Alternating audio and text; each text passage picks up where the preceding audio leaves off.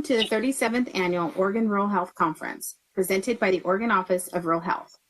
My name is Stacy Reed, Program Manager for Recruitment and Retention, and will be your moderator today. I'd like to thank our gold partners, All Care Health and Oregon Rural Health Association, our silver partners, Eastern Oregon Coordinated Care Organization, Oregon Association of Hospitals and Health Systems, and River House on the Deschutes. Our bronze partner, RQI. Our copper partners, Westcom, American College of Education, and Inquisic. Their continued support during these difficult times has made it possible for us to offer the conference at no cost to you. You should have received an email with a link to our conference app. Use this app to visit our partners' virtual booths, enter to win prizes, network with others, and share photos of your practice, providers, or community. We'd love to see them. Please give us your feedback on the session by completing the survey following this presentation. To claim your CE credits, you must complete the survey. Complete the survey to be entered into a drawing for a $100 gift card. To present the Oregon Wellness Program, please welcome Dr. Girard. Colleagues, hello. I'm Don Girard, and I am going to present this session entitled the Oregon Wellness Program, an aid to enhanced and renewed professional satisfaction. Let me begin by saying first, for you in the rural Oregon community, my personal thank you, my personal very best, and my gratitude especially for your willingness to be where you are, caring for our rural community citizens, and for the issues that you face, unlike those of many of us who are in more urban areas, with respect to isolation, with respect to not having the collegial power to support frequent and time offs. And I just want to say personally, thank you. Thank you for your investment. And thank you for your ongoing investment as physicians and healthcare professionals as we fight in these really very difficult times. So, next slide, please. I'm Don Girard. I'm Emeritus Professor of Medicine in the Division of General Medicine, OHSU. I am now an Emeritus Professor. I've retired from my active work. The picture of me there is several years old, and I now look much younger. Yes, much younger than that picture would suggest. I have no relevant financial relationships to disclose. Next slide, please. I failed to mention I'm also the chair of the executive committee of the Oregon Wellness Program. And here is a list of course objectives. This is a presentation in which we are engaged together. You and I are in the same boat. We are healthcare professionals trying to survive, trying to thrive at a very, very difficult time. And we need enhancement, we need facilitation to renew our interest, our investment. And the Oregon Wellness Program is that program that can help us. And before I get started, and I'll go through this list very quickly, if you remember nothing else about this presentation, remember the website address of the Oregon Wellness Program, which is oregonwellnessprogram.org, and its single access phone number, area code 541-242-2805. Now, I'm going to be focusing on burnout and what a destructive force it is, touch on COVID as a destructive force for our well-being, but also focus mainly on the Oregon Wellness Program. And let me just first say, the Oregon Wellness Program was established by and for physicians and other healthcare professionals to provide mental health services, psychological services to support our renewal in well-being or maintaining our well-being. The program is free. There is no reporting. There's 100% confidentiality. There is no risk of leaks to credentialing committees or medical boards to cause licensing risk or credentialing risk. There is no risk.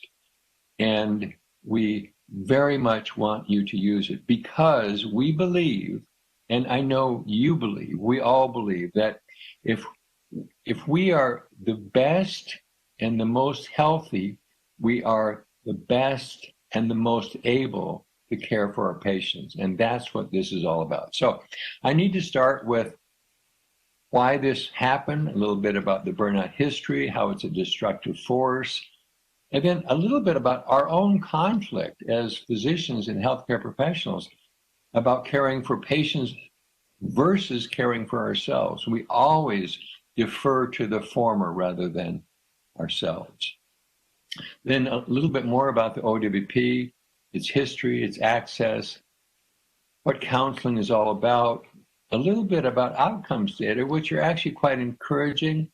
I'm going to give you then a quick example of self-teaching of reliance, which can be a major help for us as we encounter disruptive professional situations. And then finally, a few questions and comments from colleagues other than yourselves who have seen this conference. Next slide, please.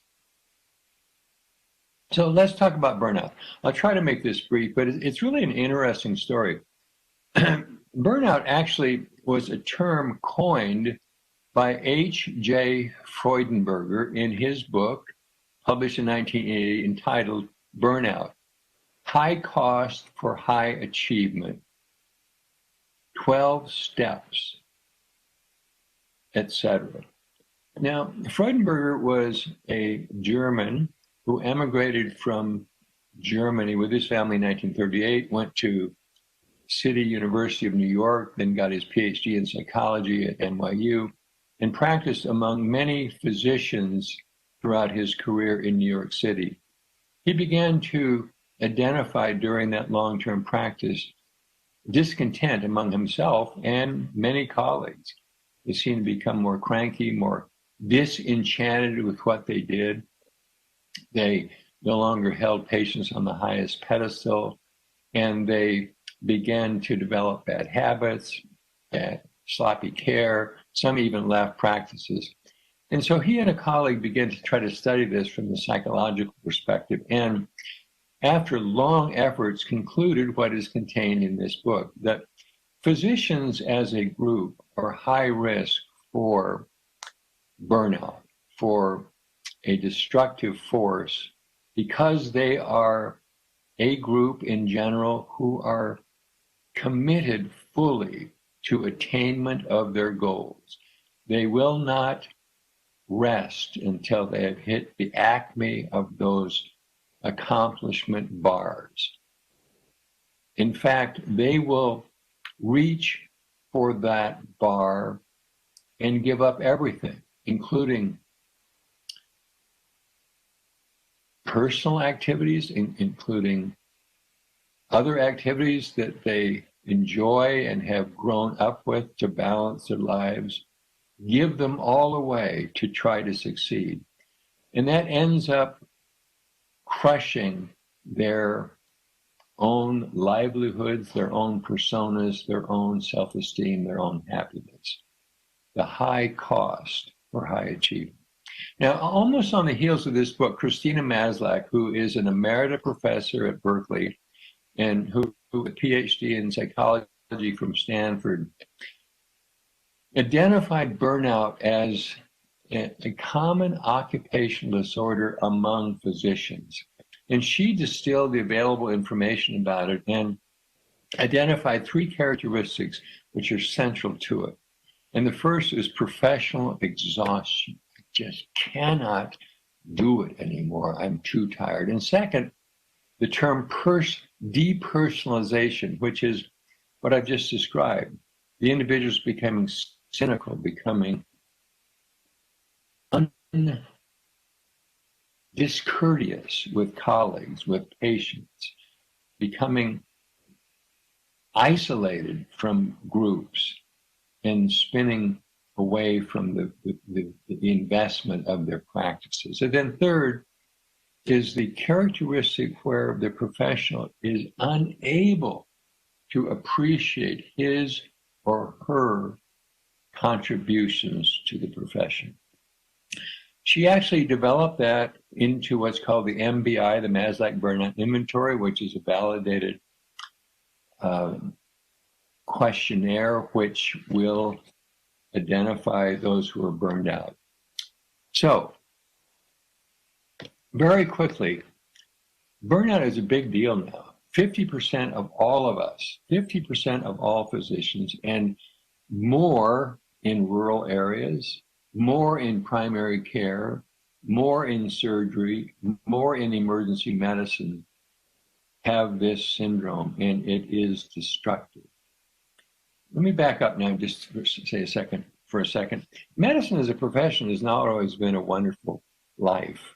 In fact, over the millennia where physicians have maintained their practices, it's been only few who have been celebrities, who have eked out large gains from their practice.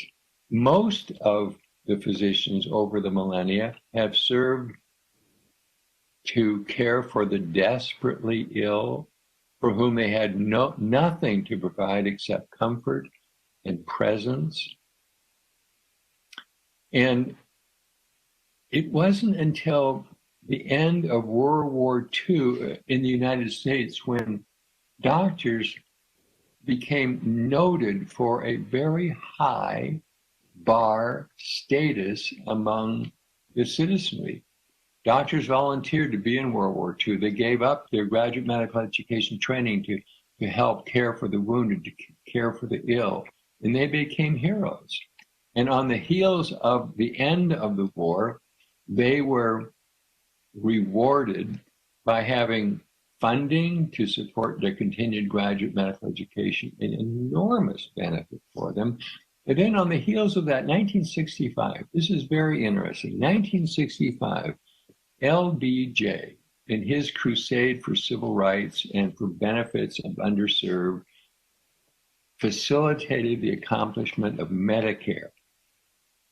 Medicare, for the very first time in our history, allowed for the provision of dollars in return for the provision of a service. No longer goods, no longer services to repay physician services, but real dollars. That began the golden era. It wasn't, however, too long thereafter that the business world, the capitalist world, identified the medical profession as a potential major wealth industry. And it was 1980 when the then editor of the New England Journal of Medicine announced in an editorial that his concern about the industrialization of medicine, the move from the profession of medicine, which has been traditionally focused on altruism and health, to one that was becoming focused on income, remuneration, and wealth. And that indeed has happened. Along the way, burnout rates, which were recorded at the heels of Freudenberger's book, have gradually and consistently worsened. In the 1970s, maybe 15, 20%. By the 2000s, 30% or so. By now, as I've said, 50%, and widely ranging among the professions. And family physicians and rural health providers are at the acme of burnout, the highest risk. And as I have implied, and will say more of, the burnout syndrome is a major downward risk for healthcare professionals. Now, I should just add that while the industrialization of medicine has become a major player, there are other things as well that have caused professional loss of satisfaction and burnout. Professionals now are more worker bees. We have always held our own control over our own profession, and that has been lost. Technology information has become overwhelming. And then the regulatory requirements for us have exploded.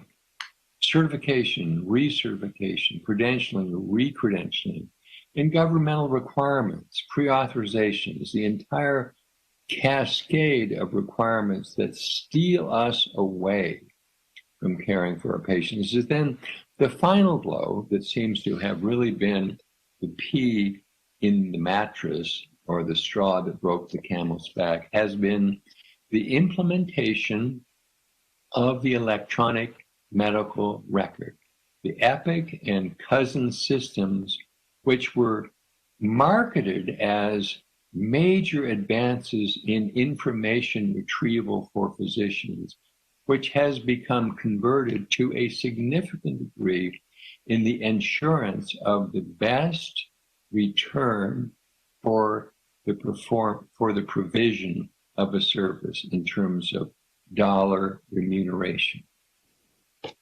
Next slide, please. So, professional burnout as a destructive force. I've alluded to this. I've shared with you the prevalence, a little bit about the three markers of from Maslach about its being an occupational health disorder. But let me just continue to say that the downward spiral of the effects of burnout are myriad. First of all, as I've suggested, they lead to discontent among healthcare professionals about their lives, their professional lives. They lead to unhappiness with their physicians, with colleagues, anger, cynicism. That results in not just bad relationships, but bad patient care. Also, there are myriad somatic complaints that accompany burnout, chronic headaches, abdominal pain, and the like.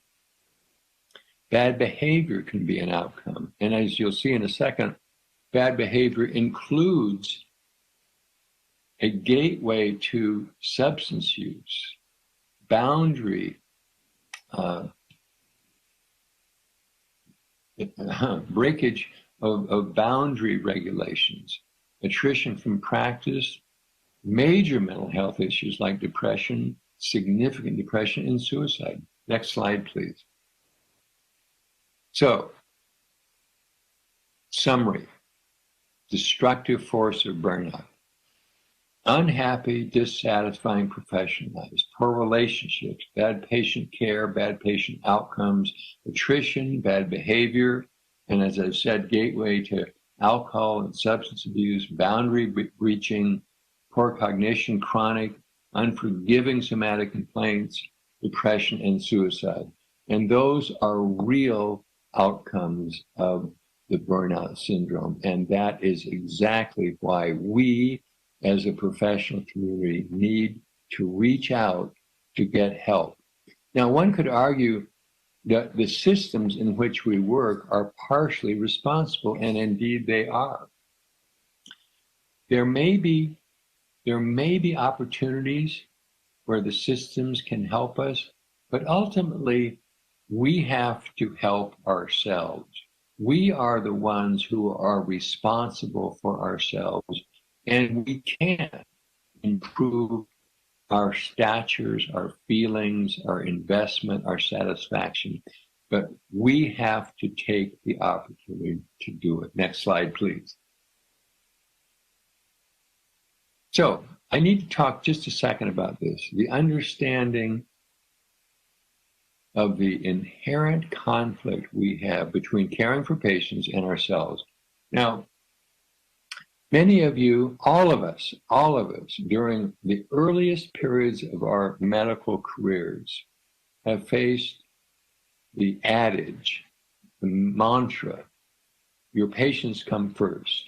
Give up whatever your needs are and care for your patients. That completely ignores the fact that if we're not well, we can't take the best care of our patients. That completely ignores that.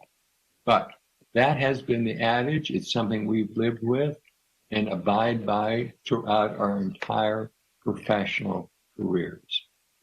I believe that it seems that it's worse during graduate medical education. And during my tenure at OHSU, I was associate dean for graduate and continuing medical education and had day-to-day experience with residents who were facing these issues because they were imbued with the mantra of caring for your patients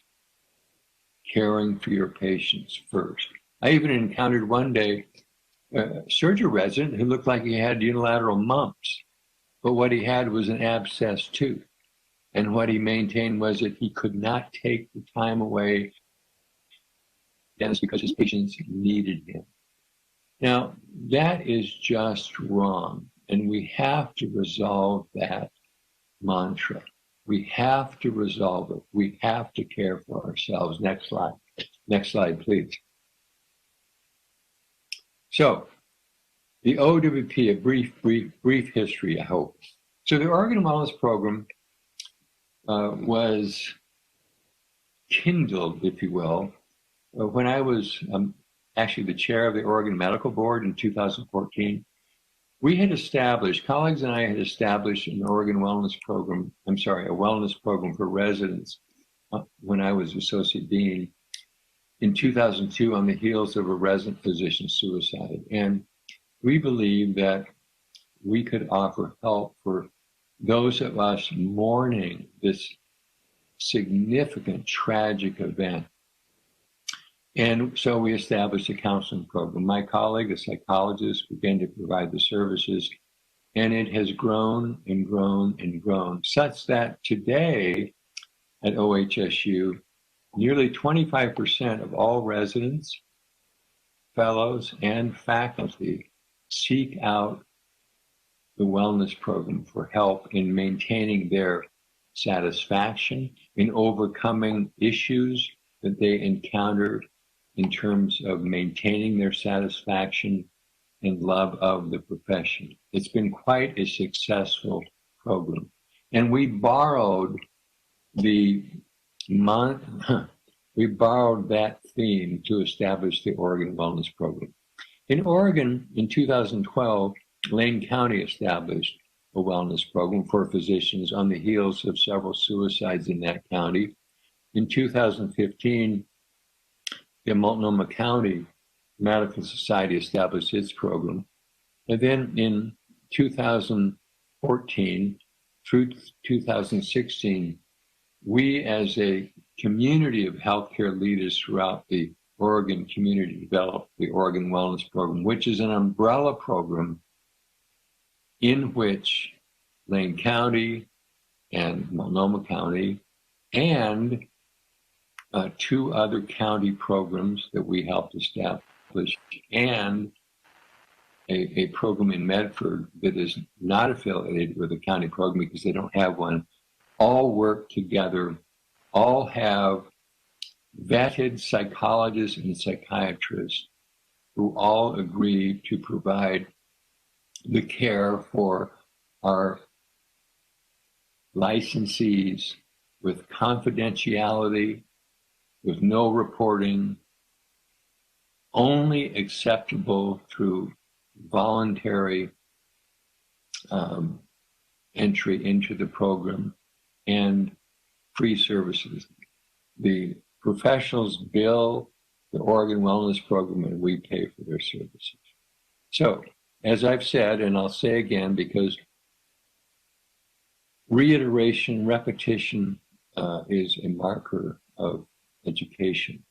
These are voluntary only counseling services for all licensed Oregon physicians, physician assistants, and advanced nurse practitioners.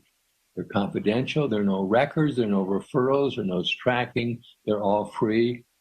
Up to 8 sessions per year. One can access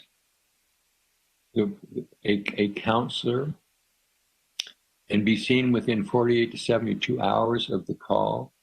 One can be seen in person or through telemedicine.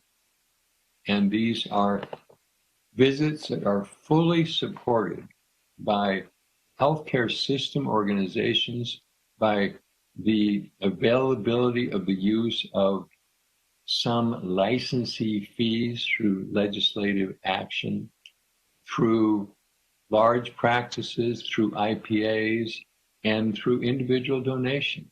So the program is to date underwritten well enough to support these services. Next slide, please.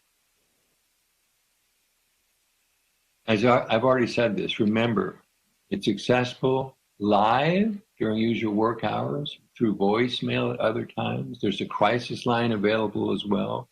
I've already mentioned the website, OregonWellnessProgram.org, or phone, 541-242-2805. Calling that number will put one into contact with an operator from Cascade Health in Eugene. They ask only for a name and contact phone number. They will help the caller identify a mental health provider best suited to his or her needs in his or her locale or anywhere in the Oregon community where these healthcare professionals practice. And we currently have about 20 mental health providers who are psychiatrists, psychologists, and some MSWs. You will be seen and helped within 48 to 72 hours of your contact. Next slide, please. So counseling, diagnosis, and management. This is not complex. We all as physicians spend our lives making diagnoses and implementing treatment. And most of us within our practices practice some form of psychological or psychiatric practice, dealing with mental health issues. And our professionals in the program do the same thing. They take a history. They focus on the patient's on the client's history, his or her concerns, his or her situation, etc. And then they develop a series of differential diagnoses that might be the lead problem for which the implementation of treatment could be helpful. And they distill that differential into a leading proponent of the problem. And with interaction with us as the client, begin to focus on that problem and how to manage it. Sometimes a subspecialist in a domain needs to be helped, and with the client's approbation, that person can be accessed. So the goal is to identify a problem that is worthy of working on to clear and help then resolve the burnout, the dissatisfaction, the discontent. This is an active process. This is not passive learning. You know this, we know this as practitioners. Our patients cannot invariably get well by an injection, by a single treatment modality, and it often requires their investment, their work, to get to a better place. And the same thing is true for us here. The time invested, however, is worth it. Next slide, please. So that's what I'm saying. The investment is to this time worth it. To date, we've had approximately 1,400 client visits. The average client has been seen 3.5 to 4+ times. So we've had probably 350 individual healthcare professionals who have been seen. The average number of visits is 3.5 to almost 5 now. Most common age range is mid-career, 41 to 50 years. Twice as many women than men have sought help. That's not surprising since, sorry guys, women are much more sensitive and much more tuned in than we are. And our pilot research study results, which are preliminary, but they are important, reveal very positive results about the program's value for those who have used it. Very positive value in terms of feeling better, in terms of satisfaction, in terms of creating changes within their own practices to elevate their professional well-being. Very, very positive changes. Next slide, please. So I'm going to close very quickly, but I just want to give you an example, primarily through the website, which is www.ursusprogram.com. This is an example of resilience self-teaching.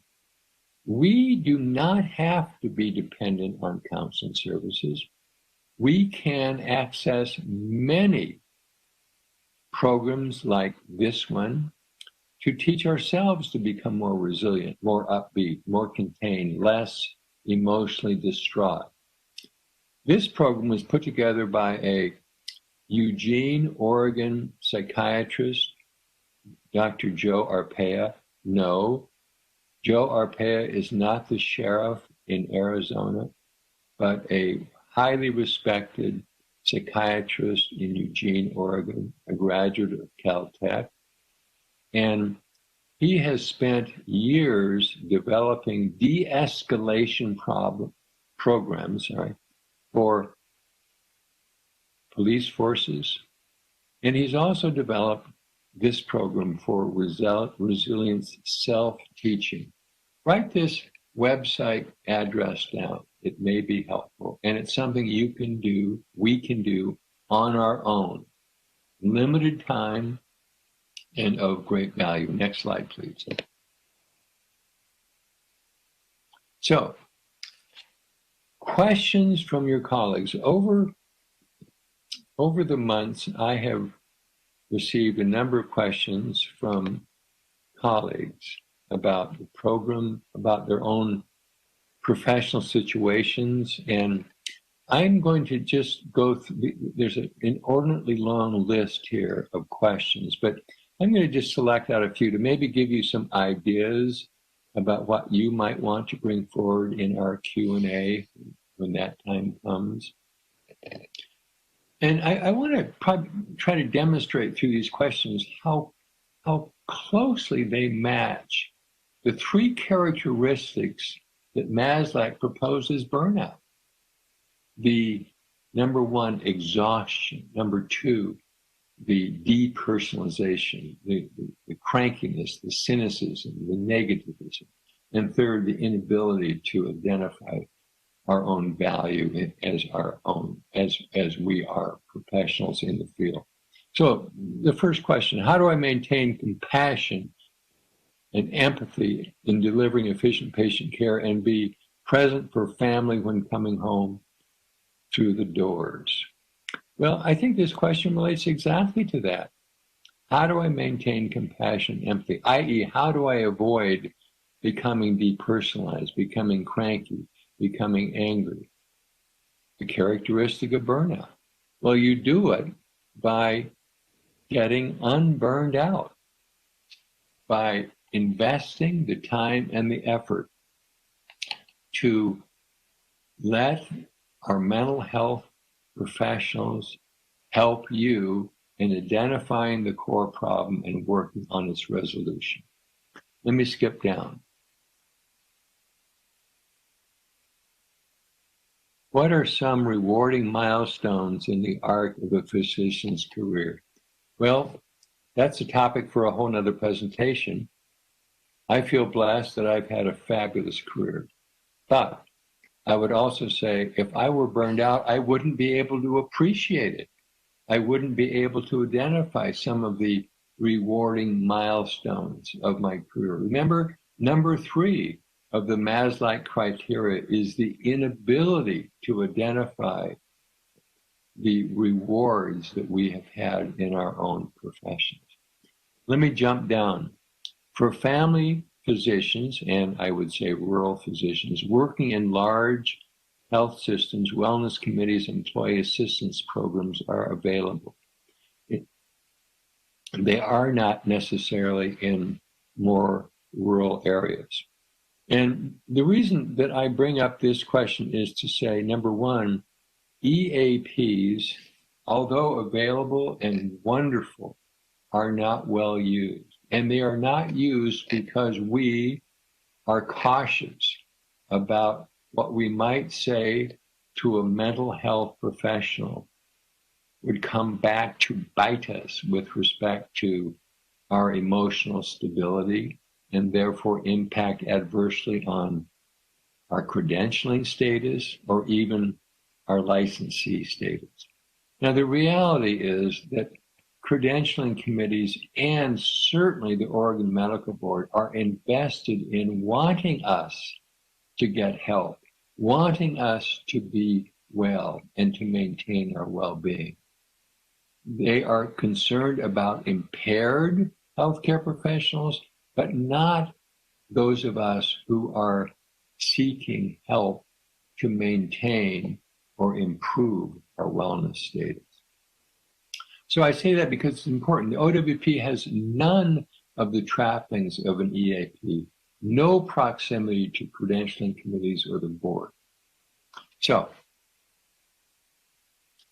I think we are nearly at the end.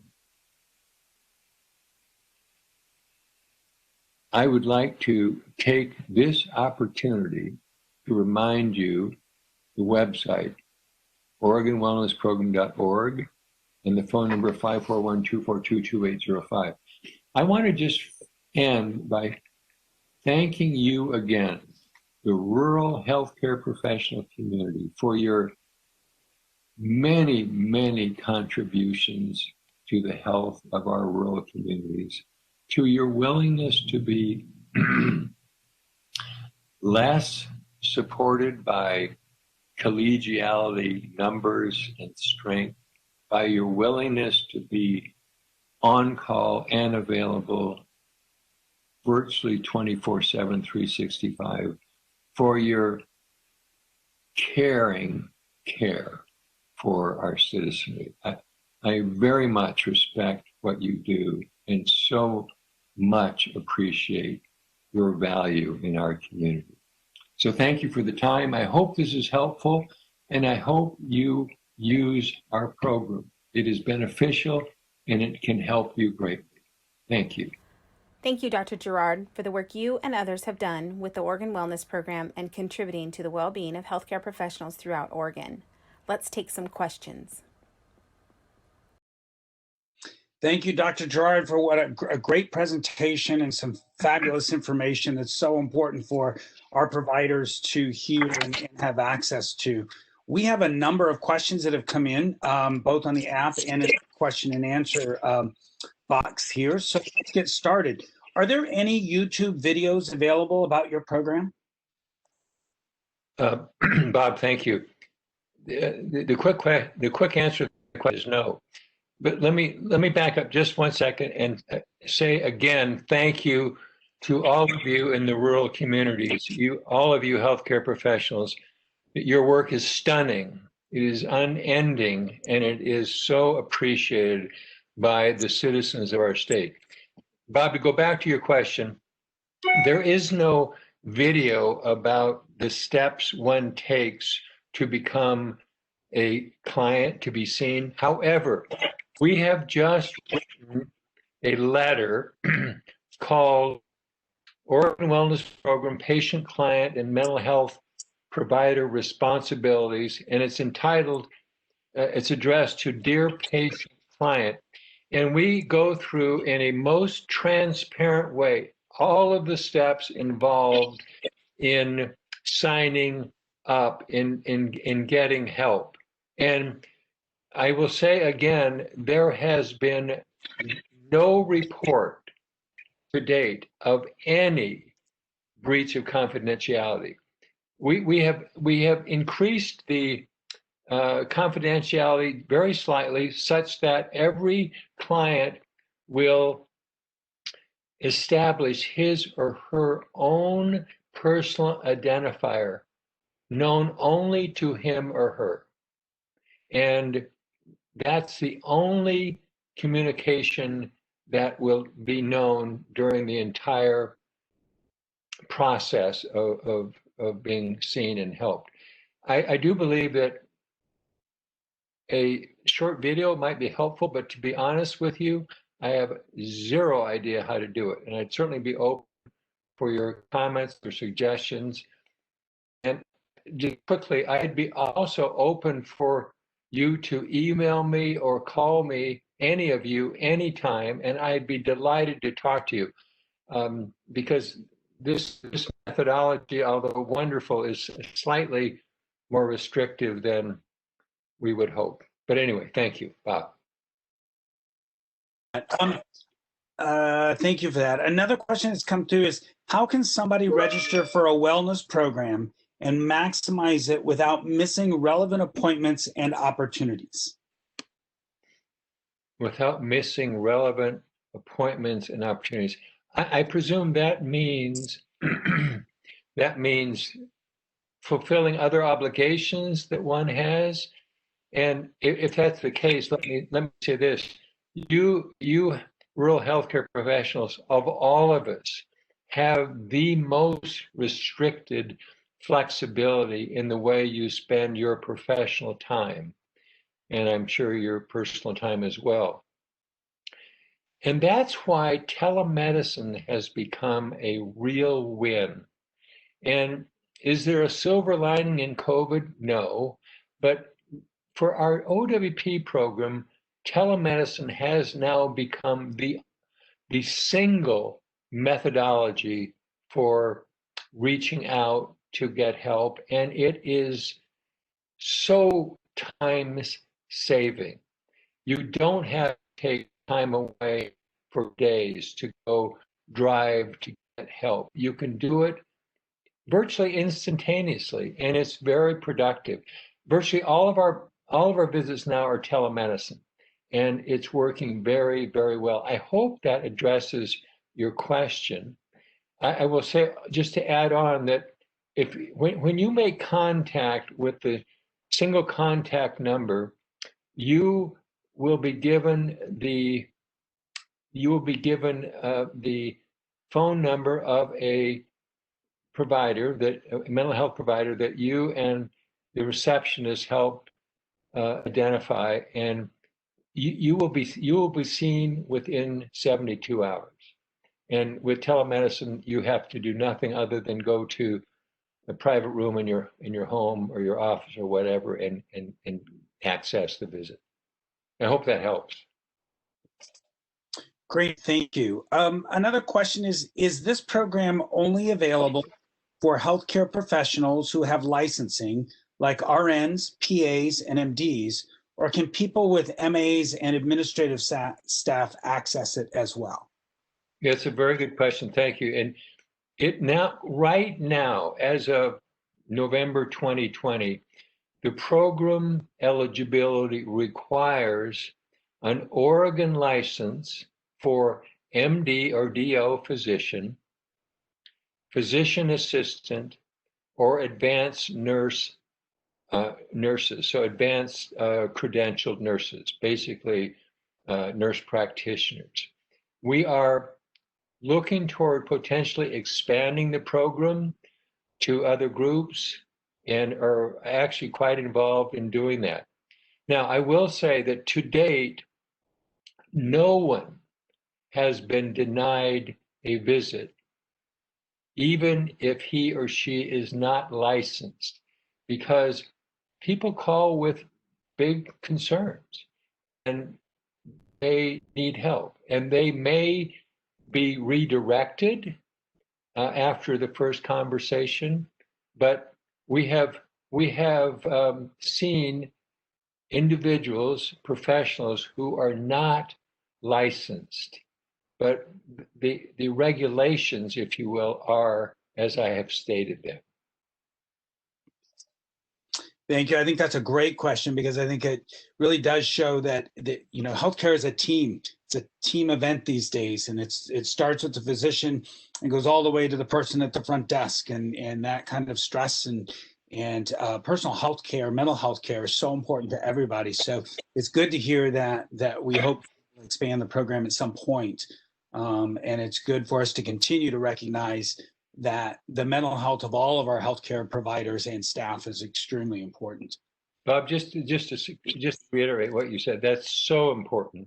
We are really members of a team, and we are members of a healthcare professional team that includes all kinds of professionals, nurses, MAs, social work, pharmacists, physicians. I mean, it's a huge, and together we provide the care, not separately, together. And we enhance each other's abilities so that as a team, we can all practice, quote, at the top of our licenses. But we are indeed best as a team. Thank you for saying that. The last question we have at this point is, can you come and speak to groups or EMS providers in rural communities? I would be delighted to do that. Now, if you've seen my picture, you realize I'm not young, but I am now, excuse me, retired from my practice, and I would be delighted to come visit with you. And I would love for each of you to spread the word. This program is available to nearly 25,000 licensees in Oregon now.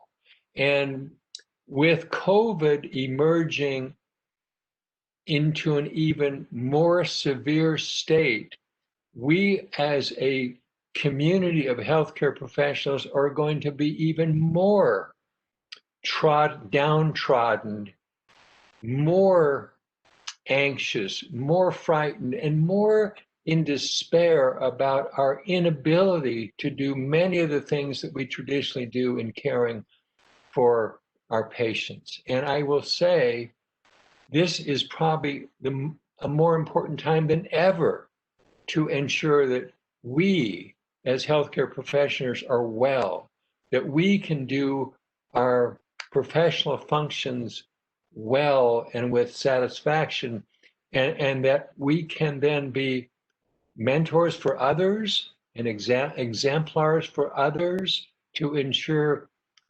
community wellness in getting through this critically difficult time. Thank you. That's a very important question. Thank you. I'd be delighted to come. Great, thank you for that. I also want to remind everybody that like all the presentations from the conference, this one will be posted on our website. And so all of your contact information, the information behind your program, et cetera, is going to be on our website. And so make sure if folks want to share that, it's there. They can send that link out and share it with others so that they can learn about the program as a whole. Dr. Girard, I would like to thank you very much for being with us today and for the important information that you shared with us. And we look forward to hearing more about your program and helping you get that information out as well. Well, thank you, sir. It's been my pleasure, and it was very generous of you to allow me the time. Thank you. You're welcome. And I would like to thank everybody who's here today for being here today and being with us for the 37th Annual Rural Health Conference, our first virtual. I think we can call it a big success. Again, all of the presentations will be on the website sometime next week, so please check into that. You'll continue to get your surveys. Those are important both for your CE and for feedback to us. And on November 19th, as you all remember, Governor Brown has declared November as Oregon Rural Health Month. But November 19th is National Rural Health Day. And as part of that day, a couple events will be going on. From 8:30 to 9, the Oregon Rural Health Association will be conducting their membership meeting. From 9 to 9:30, Senator Jeff Merkley will be joining us for a rural town hall. And Representative Bonham from Eastern Central Oregon will be joining us to talk a little bit about how he sees the session going starting in January 2021.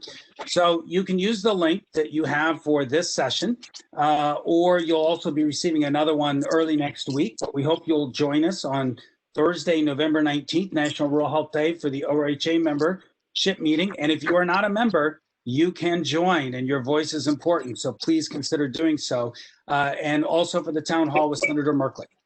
So thanks everybody for being here. Have a great Friday the 13th and a great weekend. We greatly appreciate it. Thank you. Bye.